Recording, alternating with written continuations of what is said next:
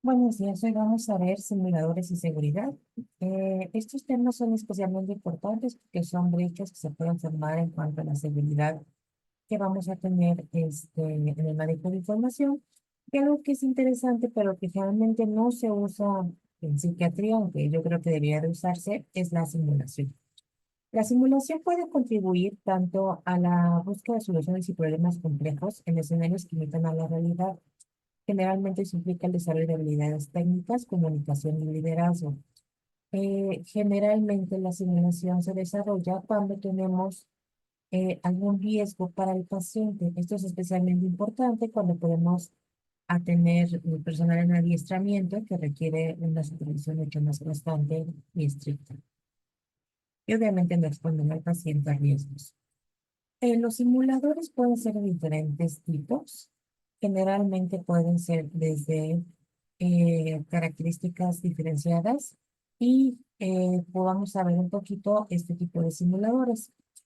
Lo más importante para hacer un simulador es identificar las necesidades de los alumnos. Es decir, el simulador se va a utilizar en personal en adiestramiento.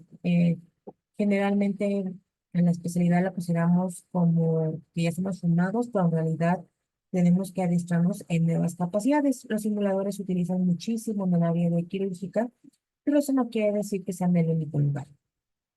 Para crearlos tenemos que hacer definir objetivos de aprendizaje específicos y evaluar cómo vamos a sistematizar esta evaluación de esos objetivos. Posterior a la implementación de la simulación, se hace un debriefing. Esto sería una especie de discusión que implica la realimentación de lo que se vio, cómo se realizó y cuáles son los potenciales para mejorar o cuáles son las limitaciones que he tenido con el simulador. Este debriefing es estructurado en base a los objetivos de aprendizaje. Hay diferentes tipos de simuladores. Tenemos los simuladores de baja tecnología y alta tecnología, los simuladores de paciente completo, interactivo, realístico y de alta tecnología, los simuladores de habilidades específicas, pacientes estandarizados, simulaciones híbridas, simuladores virtuales, simuladores de pacientes completos, simuladores de baja, intermedia y alta fidelidad y simuladores in situ. Muchos de estos simuladores en realidad tendrían mucha utilidad si utilizáramos en psiquiatría, especialmente para la entrevista y para el abordaje de semiología, especialmente. ¿Cuál es el gran problema con los simuladores? Los costos. Los costos de los simuladores son altos, especialmente cuando son de alta fidelidad, pero creo que ahí la inteligencia artificial nos va a permitir trabajar con cada vez herramientas que nos permitan tener un diálogo mucho más fluido y que podamos trabajar también con las emociones del paciente, que finalmente es nuestro duro. Les voy a presentar en un ratito un video de los tipos de niveles de simulación que puede haber y nada más para revisar cuáles van a ser los tipos de metodología de simulación.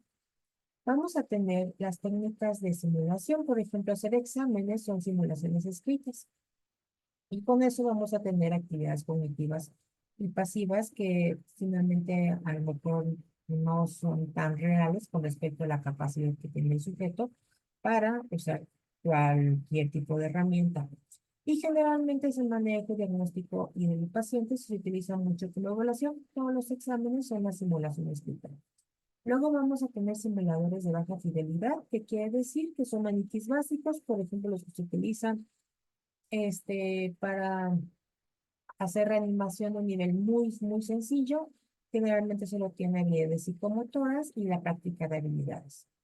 Cuando ya tenemos simuladores de pantallas computacionales, virtuales o simuladores quirúrgicos, por ejemplo, hay ahora mucho de realidad aumentada y se han creado escenarios para los pacientes para hacer intervención, por ejemplo, para áreas específicas y que pueda ayudar a este tipo de simuladores. Bueno, esos simuladores también se pueden usar para el manejo y entrenamiento de los residentes. Y eso ya implica a uso de actividades cognitivas interactivas y manejo clínico de habilidades.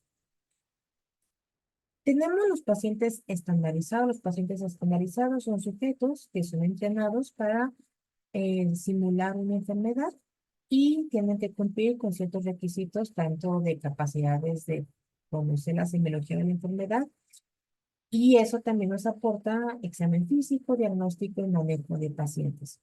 Un ejemplo de esto es el role playing, cuando hacemos un intercambio donde fingimos o hacemos que un paciente es un compañero y hacemos todo el abordaje clínico con él.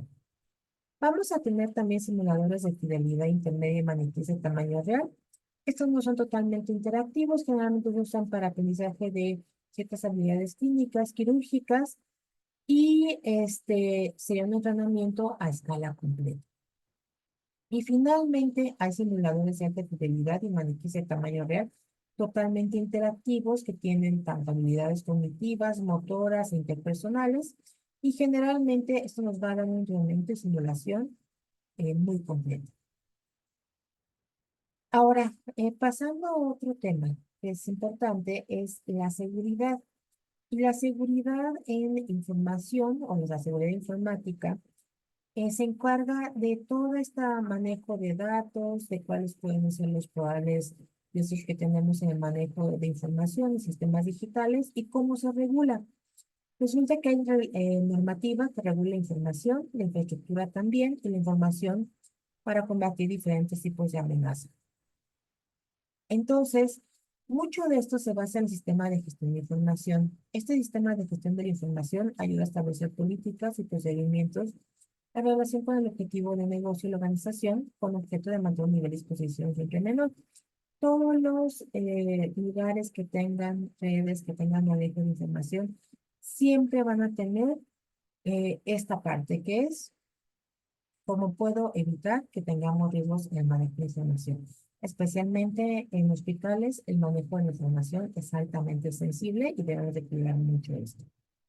El tipo de información puede ser confidencial, aquellos datos que requieran consentimiento informado de los individuos.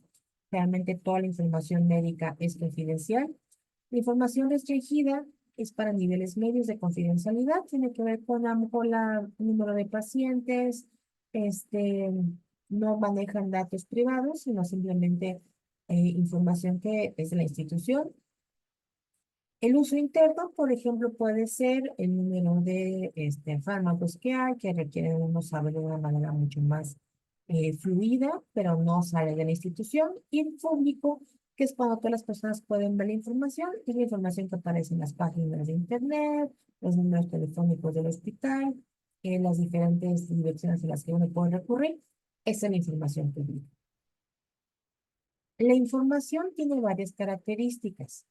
Tiene que estar disponible, se refiere a que exista un acceso oportuno de los datos de los sistemas de información, pero solo a los usuarios autorizados. No puede cualquiera tener disponibilidad de información en cualquier momento y a toda la información. Eso es muy importante.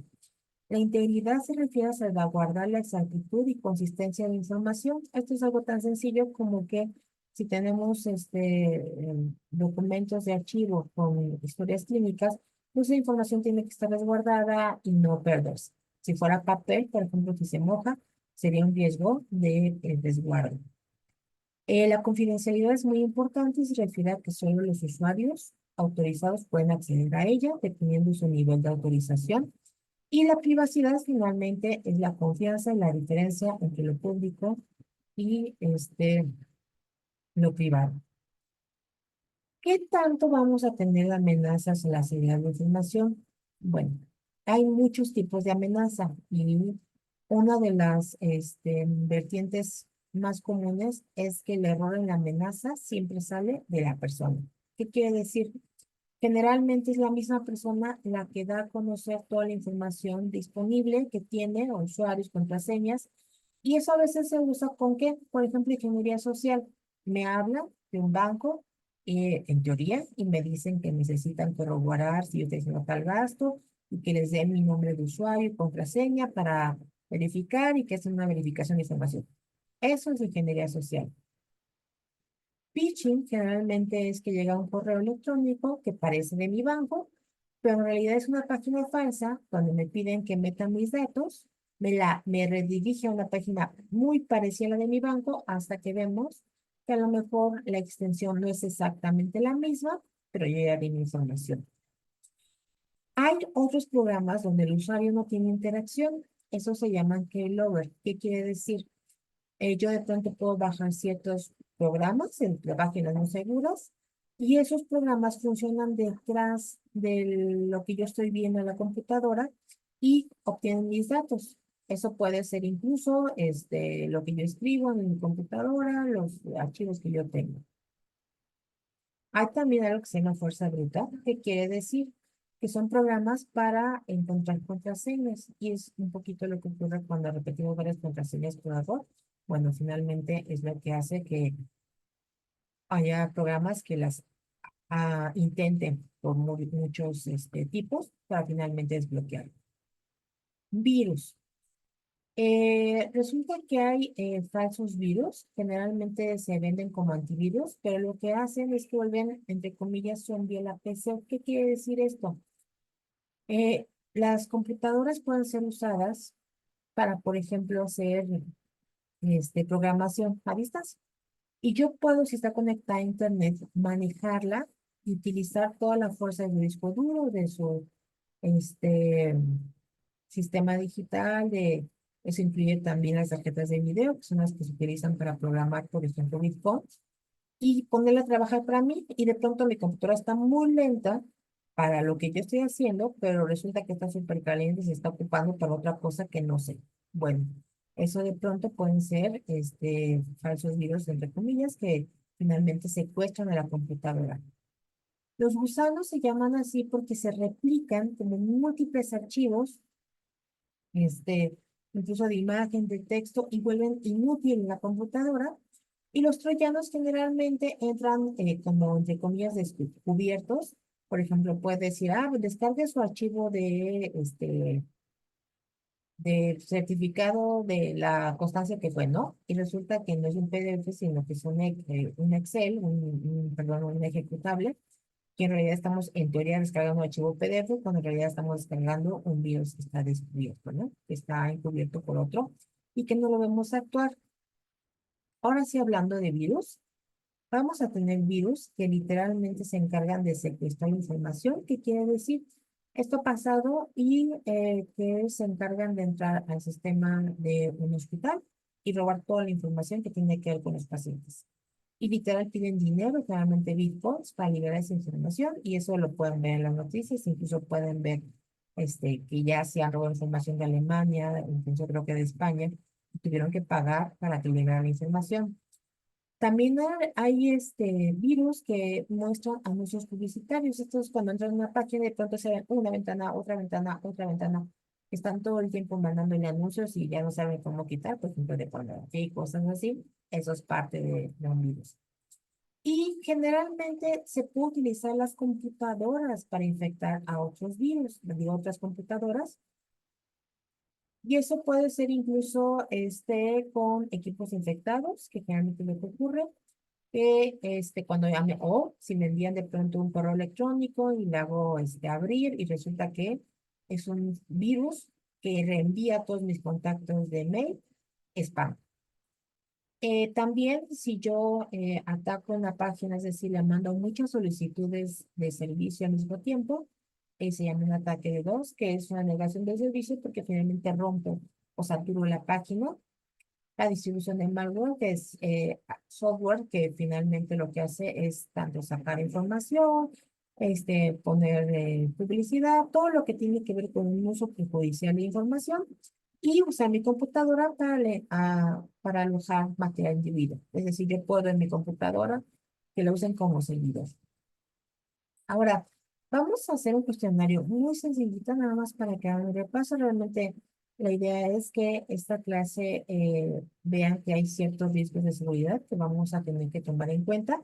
Y les voy a subir al aula virtual un pequeño cuestionario junto con esto para que lo puedan resolver de lo que vimos en esta clase. Cualquier cosa me pueden dejar mensaje en el aula virtual y estoy al pendiente.